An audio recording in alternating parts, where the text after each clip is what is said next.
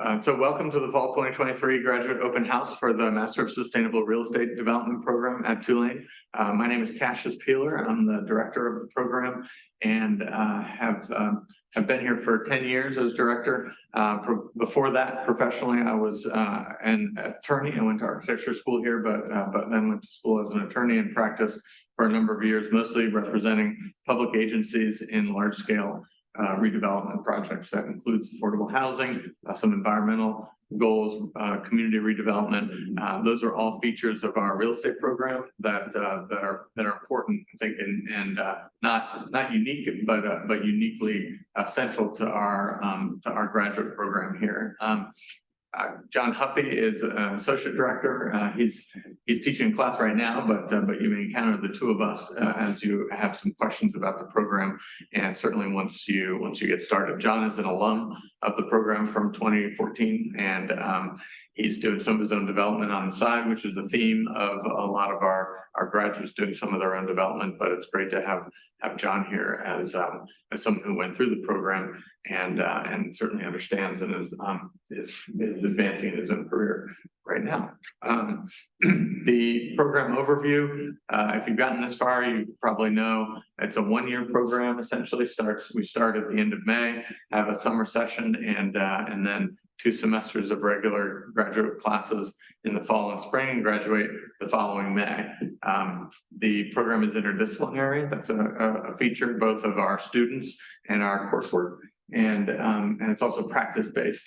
So we have a lot of adjunct faculty who are really full-time practitioners coming in to teach 1, maybe 2 classes in our graduate and undergraduate programs, and that's a feature of the program as well.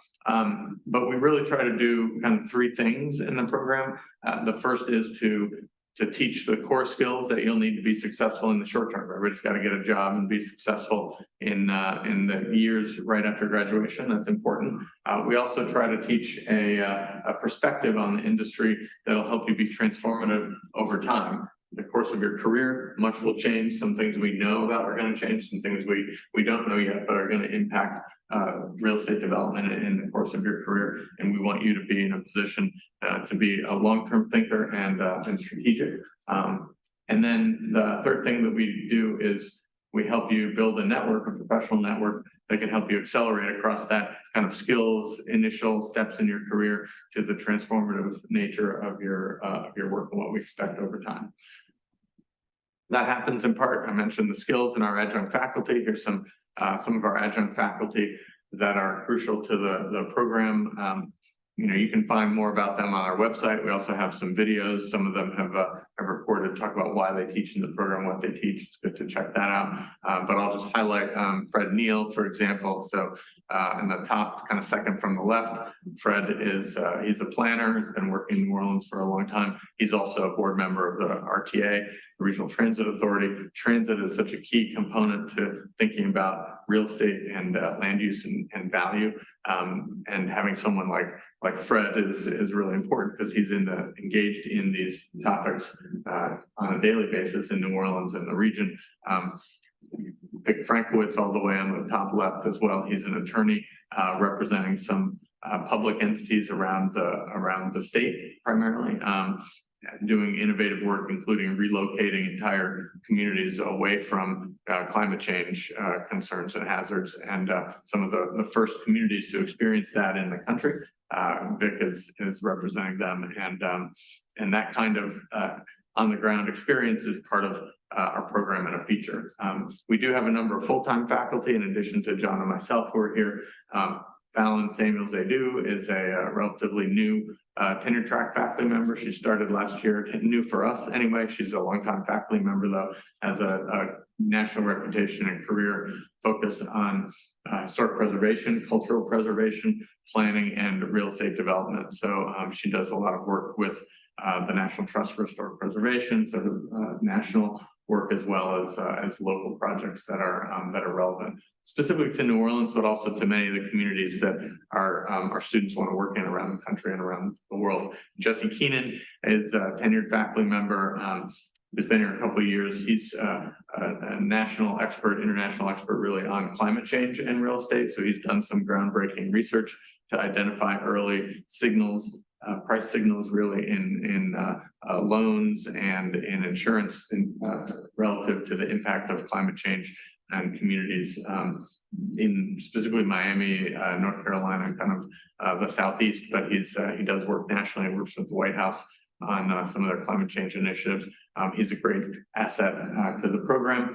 And Will Bradshaw is a local practitioner. He's a developer here that's been with the program for a long time, helped to found the program, but he's done a lot of work on his own to do projects that are transformative. His PhD research was also on how can real estate development companies be transformative themselves and barriers to innovation within the kind of structure of the industry. So he's interested in the work, but also in the kind of structure of the industry and ways to rethink that might be technological, might just be structural, might be legal, but he's in the thick of that every day. And then Daniela Rivero, she's a lecturer, PhD in economics, and but she worked in New Orleans post-Katrina and has a great deal of experience with disaster recovery, both on the ground here, but her PhD work is more recent and was looking at the kind of political impacts that changes in following disasters might allow, and how those political changes might impact land use decisions going forward. So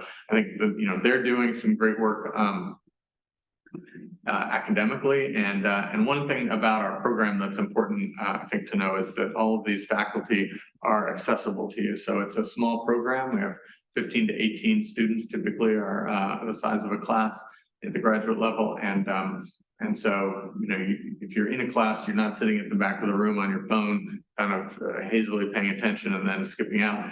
You're engaged in the class discussion. That's important, but then you also have access to these faculty, which is part of your network. A lot of these folks are practitioners, like I said, and so that third component of building your network begins in the classroom.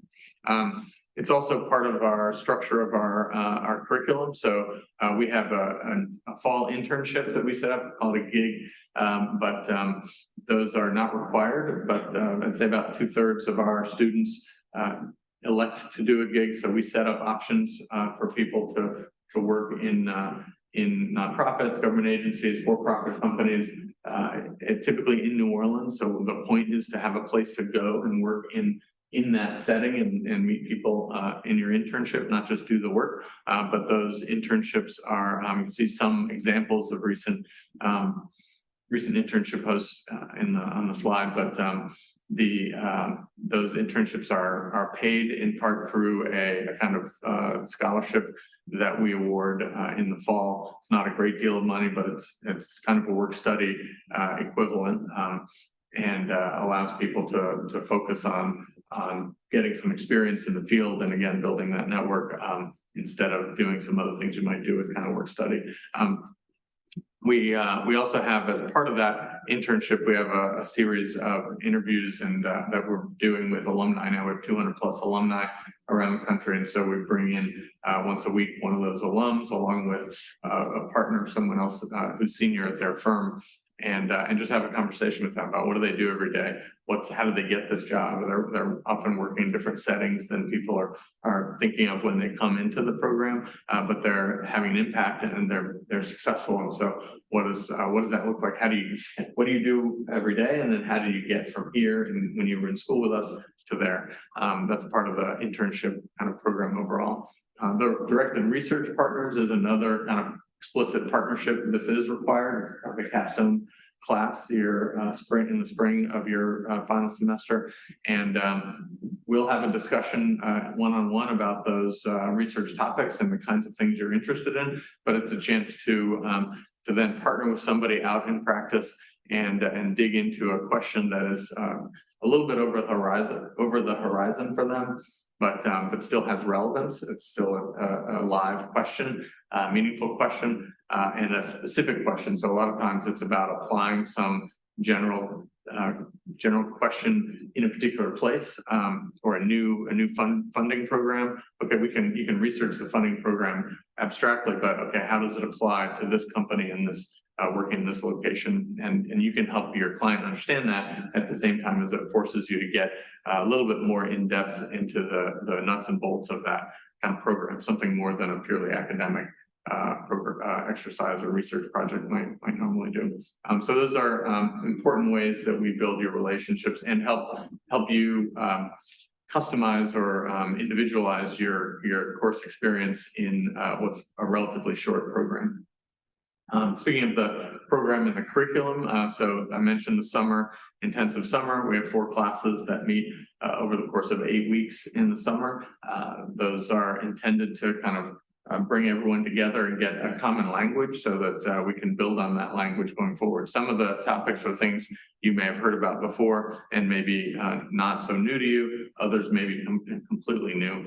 And so the summer is a chance to get everyone on a shared footing. We do a field study at the end of the summer, which is a week-long trip, typically to Washington, D.C. and Philadelphia.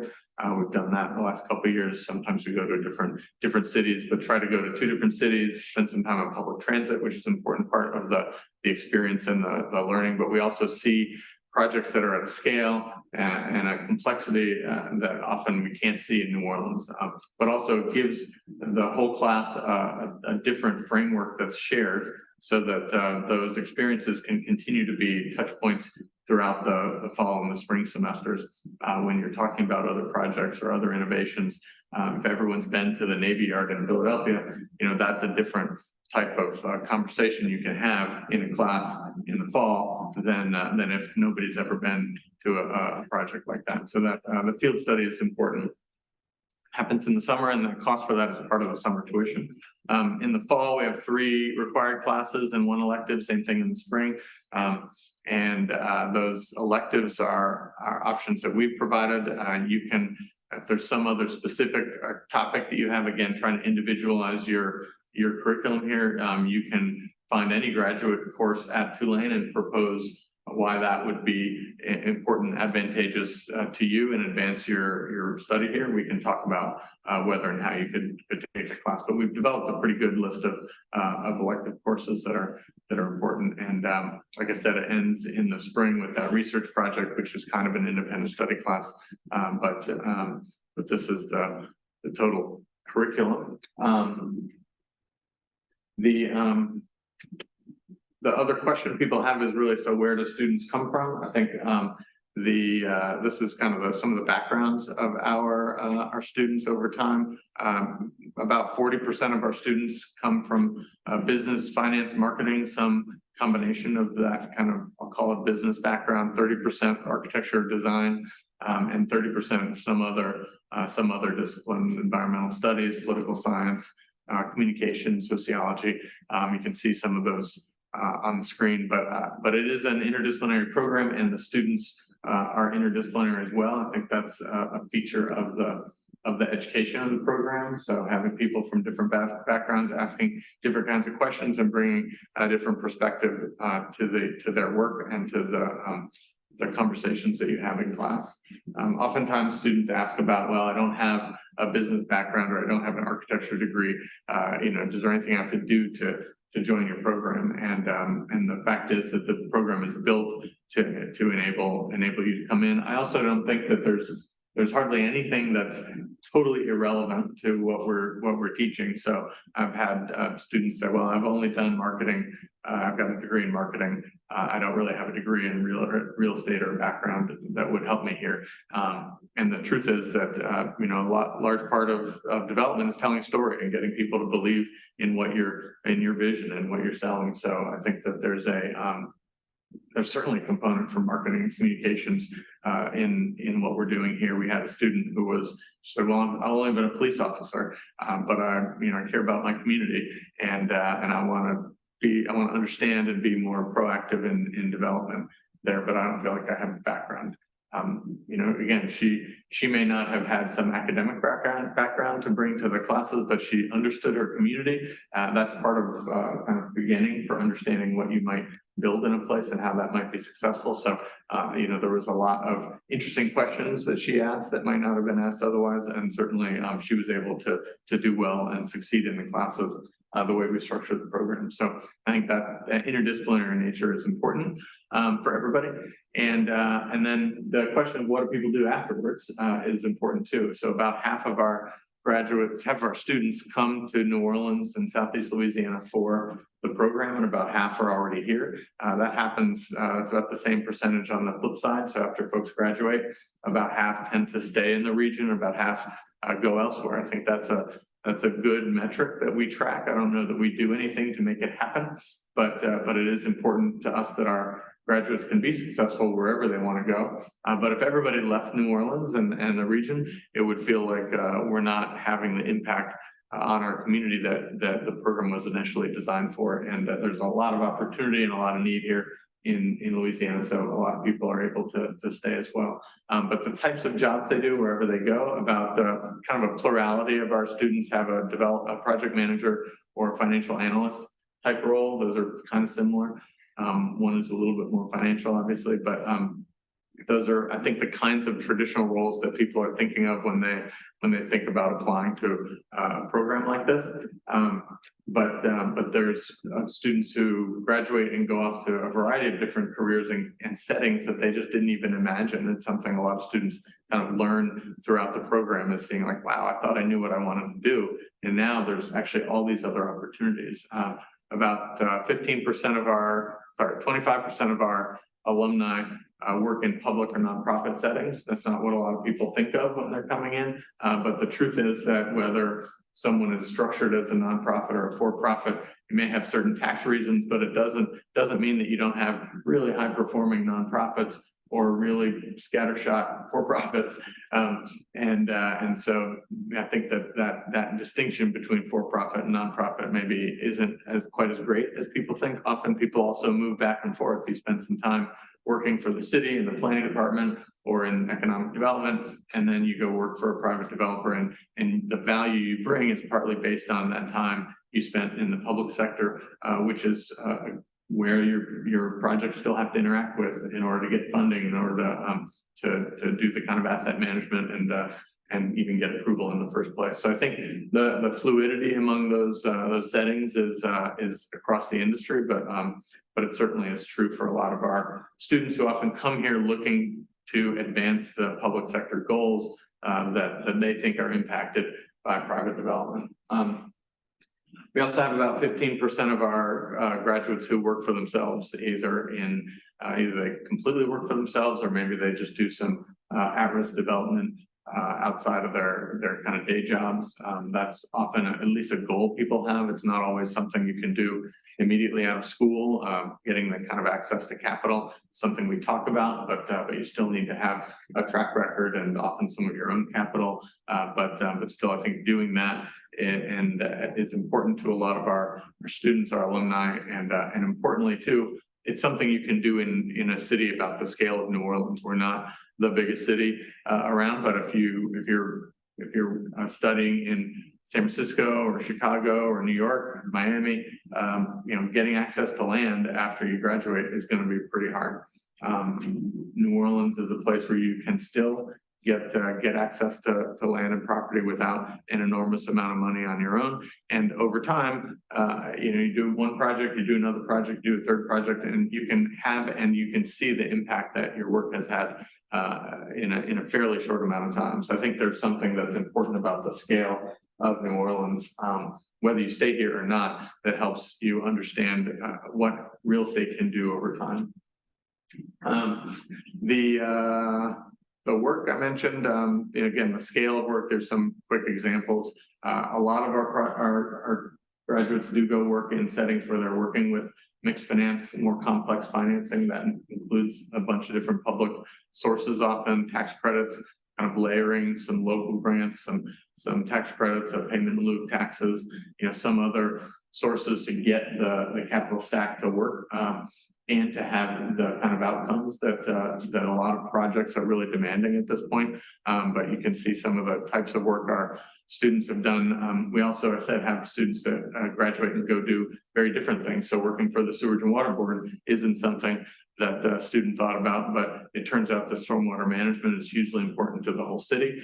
It's done often on a parcel by parcel basis. So the city is implementing new regulations that affect private development, and they need someone who understands private development and can communicate, can help them design better public policy that works and has the impact that the public agency is seeking. So that was a great impactful role for someone from our program.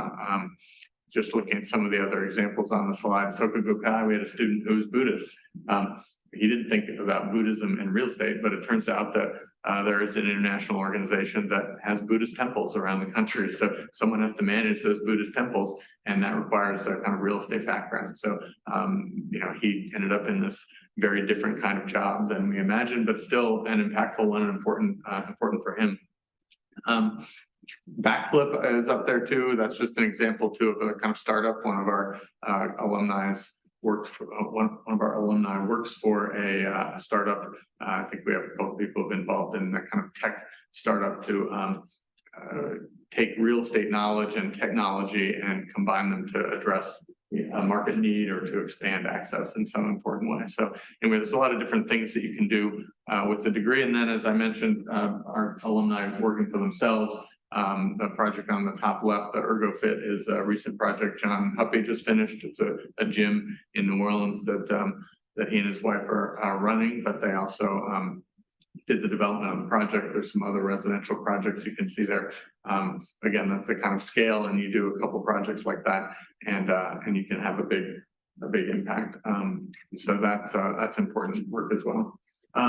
This is an investment, and it's a year-long investment of your time. It's also an expensive program, but on par with many other programs around the country. And the summer semester is a little bit discounted, but you can see the cost to attend the whole program. Oftentimes, people do qualify for some grants. The grants that we offer through the school are merit-based and not a separate application. So it's something that gets awarded through the regular admissions process. We'll talk about that next. The Boudreaux Scholarship is an additional scholarship that we have that's helping to expand the attendance to our program for folks who will diversify both the school but also the fields. And the Boudreaux Scholarship is an additional opportunity, again, not a separate application, but an additional award potential that can help pay for this. I mentioned the fall internships, the gig internships have a little bit of money attached to them. That's not going to pay for the program, but it is another source. And then most everybody who comes takes out some form of loans, typically a federal loan through the financial aid office, and completing the FAFSA is probably something you're already aware of and maybe even started. The application requirements I mentioned, so application forms, some of you have already started that. That's great. We require transcripts from your undergrad program, resume, typically something you've already got. I need to update maybe, but the personal statement is, I think, the most important part that distinguishes students from other applicants from other applicants. We want to make sure that you're going to be successful here and that you can contribute, but that's there's often a lot of people who can do that. And really the personal statement is an opportunity for you to talk about, why do you want to come to Tulane? Why do you want to do this, and why now? I think, you know, sometimes people think, well, I'll just reiterate my resume in a kind of narrative form, but we really want to know what your ambitions are and how we can help you advance that ambition over the course of 11 months. So the personal statement is really important. And then the 2 letters of recommendation, you can turn in standard recommendation letters, but not everybody has folks that they feel they can turn to write a recommendation who may be relevant. You know, maybe you didn't study real estate or business or architecture. Maybe you're working in the field and don't want to ask your supervisor to write a letter of recommendation so you can go to a full-time graduate program. So we also have an option of an interview with 2 industry professionals. So you can go and interview people about their careers. I recommend that one of those be someone that you talk to about how did they get where they are, someone who you may know or you may not know them. And then the other, I recommend thinking about really what's next. So someone who may be more senior in their career, what do they see over the next 30, 40 years that you should be thinking about if you're considering embarking on a career in real estate. And I think those are an alternate way to do the letter of recommendations, and you can learn something before you even come here, which I think is important, but also we can learn about you in part through that initiative and through the kinds of questions you ask of these folks. So we can talk more about that. Folks have questions about it. And then if you're not a native English speaker, or you went to a school that's not an English speaking undergraduate program, then you'll need to complete the TOEFL or some kind of English as a foreign language test. So those are the application requirements, and then timing.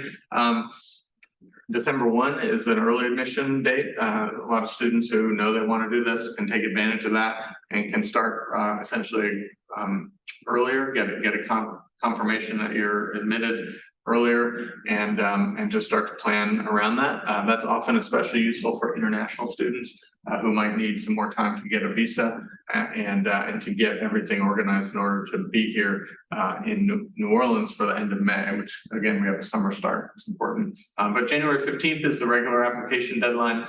We look at scholarships equally at both of those deadlines as well, but you'll get a response from us typically within a month. So it's called February 15th. And then we have a spring open house. A lot of people come here to kind of learn initially about the program, but in the spring, the people who come are, they're admitted to the program. They're really either they're committed to coming or they're deciding between one or two places. And so I think that spring open house is a really good opportunity to see the program, meet some people, but also meet potential classmates, which is an important part of the program. And then that commitment, we need some kind of commitment by April 15th. So we can start to plan again for that summer start and see you at the end of May for orientation and start classes. So again, you've got my name and my contact information. Michael Cusanza, many of you have spoken to already, his name and contact information. Both happy to talk offline about some questions that you may have, but any questions you have now, we can talk about that and then close out. Yeah, so if you're online right now and you have any questions, just go ahead and send them in the Q&A function. Cassius, one question we have is, what kind of electives are available to students? So the electives, I guess I could go back to the elective slide maybe, but we have a couple fall electives and spring electives. There's a elective in climate change I mentioned in particular. I think that's really important. The city's disasters and decisions is kind of a funny name, but it's really resilience and disaster recovery post disaster. The business of real estate is a kind of a pretty traditional but really good overview of just a project manager. So a project manager role. One of our partners didn't get any interns for the fall one year, and they said, well, clearly your students aren't making good decisions because nobody picked us. And I said, well, why don't you teach a class of what you would want a project manager to know before you hire them, rather than try to take an intern one-off. And so that's a really good practice-oriented class. We just started this real estate technology course this semester. That's Daryl Glade started a technology company that was involved in real estate, mostly marketing, and he built that up. The property sold, or the company sold to a larger company out of Canada. He's still working on that, but he's starting another company on the side. And so that kind of thinking about technology and real estate I mentioned, I think that's a really exciting new elective that'll be available next year. And in the spring, we have the community development finance course for folks who are specifically interested in affordable housing and community development. That goes a little bit deeper into some of the tax incentive and other federal and state local programs that support the money that's needed to make those projects work, both for the developer and for the project.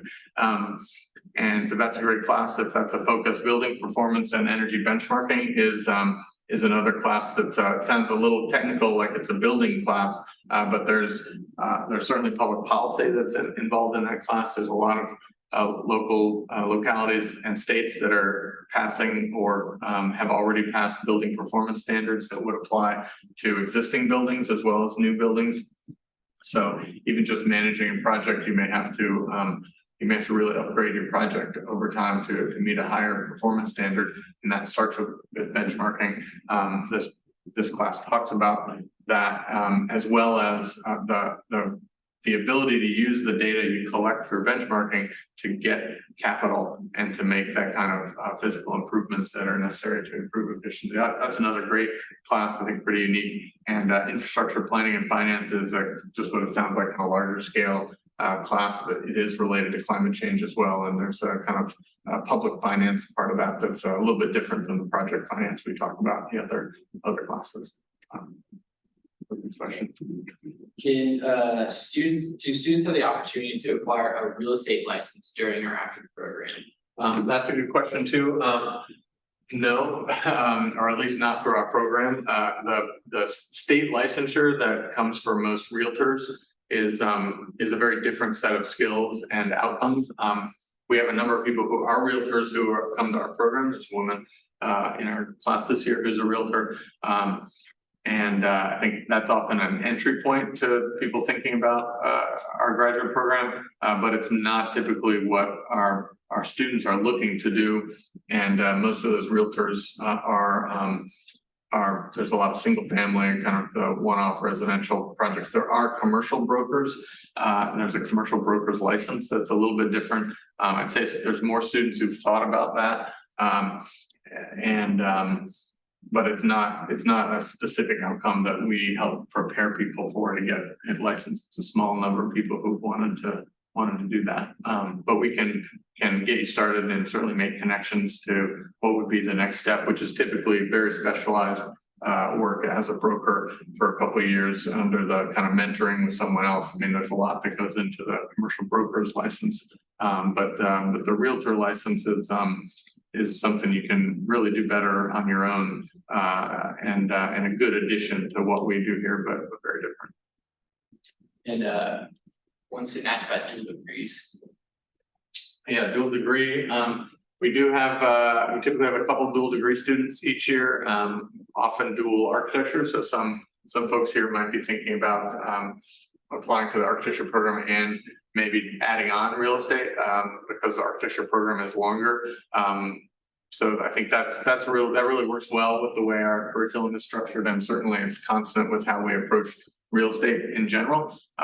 So I think that architecture dual degree is important. We have an opportunity for preservation students to do a dual degree as well, although they don't quite get the benefit of kind of forcing in our classes and saving a semester, but there's certainly an opportunity and some kind of intellectual overlap in ways that make those two degrees align well. And we have a more active dual MBA MSRED program. So you would apply in that case to the business school at Tulane. Your first year is with the business school kind of introductory classes, and then in the summer with us.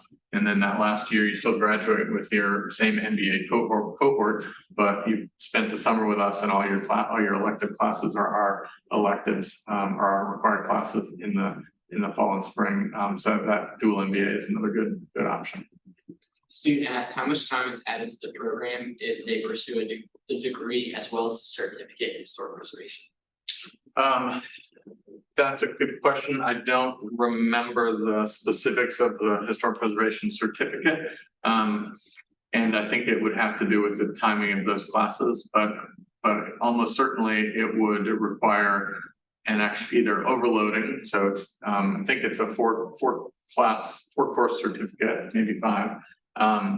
And you could, in theory, do that if the courses are offered at the right times in the fall and spring, where you could overload and take 2 extra courses. But I think you'd have to end up taking a couple courses either the following fall or at least the summer to kind of really finish up and not be totally overloaded during the year. So it might be an extra, maybe not quite a full semester, but certainly some extra time. But we can talk about that separately if you want to look side by side at the curriculum and maybe even involve the historic preservation folks, and that'd be a good question for offline. Great. So the one other thing I did want to mention, our classes are downtown. We have a downtown facility for the graduate program in architecture. Obviously, if you're here, you know that. But if that's not clear, the Tulane Uptown campus is a great resource. And again, you can take some classes there, but all of our core graduate courses in the architecture school are offered downtown, kind of in the thick of urban New Orleans. And there's a lot of benefit to that, but it's good to know that when you're thinking about the program, and certainly when you're starting to think about an actual transition to New Orleans to be here. So we hope you get to that point. We welcome you and glad you came. Thank you for your time.